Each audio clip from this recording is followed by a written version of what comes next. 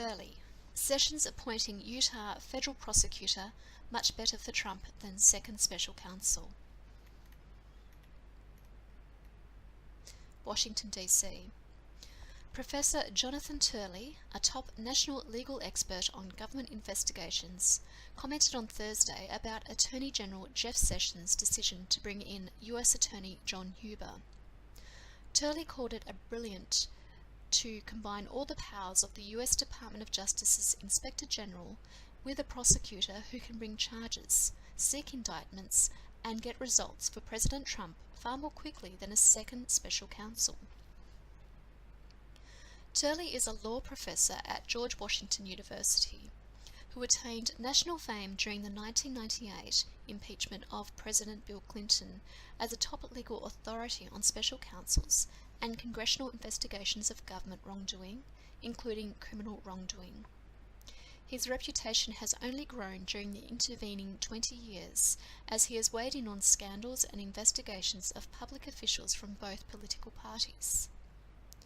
Sessions sent a letter to House Judiciary Committee Chairman Bob Goodlatte, VA, House Oversight Committee Chairman Trey Gowdy, SC, and Senate Judiciary Committee Chairman Chuck Grassley, RIA, informing them that Huber is conducting a full-fledged criminal investigation into all the matters Republicans are calling for a special counsel to investigate. Huber has been investigating these possible crimes for 5 months, since November 13, 2017. During an interview on Lou Dobbs' Fox Business Network show, Turley explained to guest host Stuart Varney that the media was wrongly reporting that Sessions will not appoint a second special counsel. He did not foreclose the possibility of a special counsel, he insisted.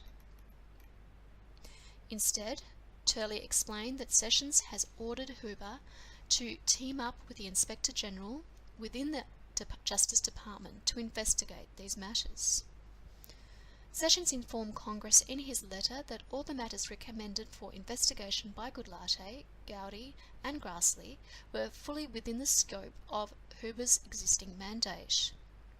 He also informed the chairman that Inspector General Michael Horowitz, who is working with Huber, has a staff of 470 investigators, giving Huber access to enormous investigative firepower that far exceeds the staff of any special counsel. That point is critical because, as Sessions' March 29 letter explains, the Inspector General's jurisdiction to conduct civil and criminal investigations includes actions taken by former employees after they have left government service.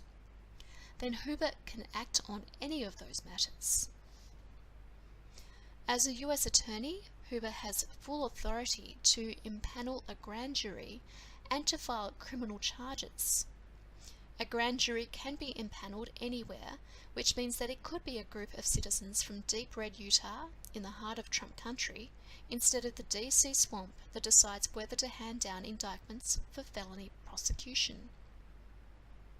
The Inspector General's jurisdiction extends not only to allegations of legal violations, but also to allegations that department employees violated established practices as well.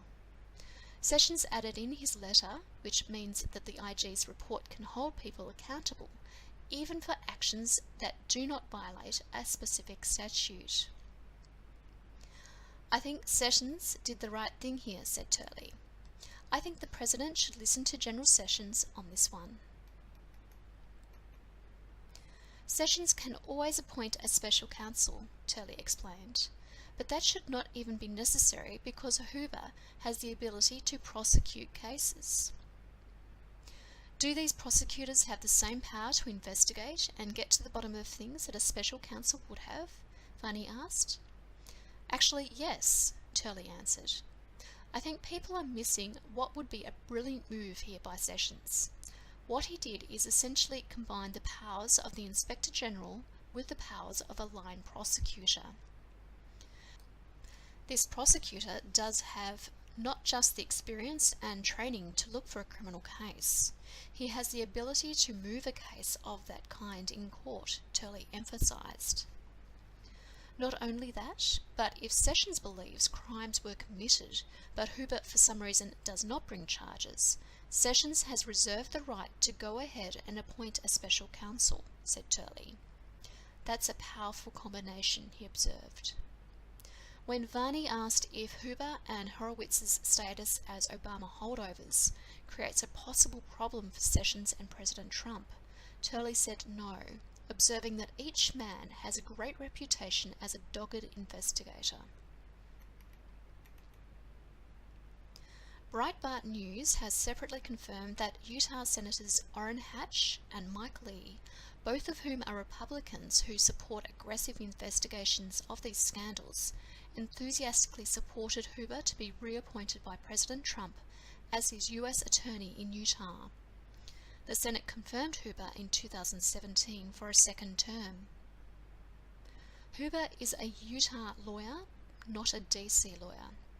That distance between him and Washington is very important, Turley explained, because Hoover is not part of the deep state, that is, not cozy buddies with the cocktail party scene that is suspected of perpetrating all these actions against President Trump and his administration. Turley said President Trump should be very happy that Sessions chose this route of appointing Hoover, who has the power to seek indictments and prosecute cases, and teamed him up with Horowitz, who has 417 investigators at his disposal if the president wants to see swift and decisive action.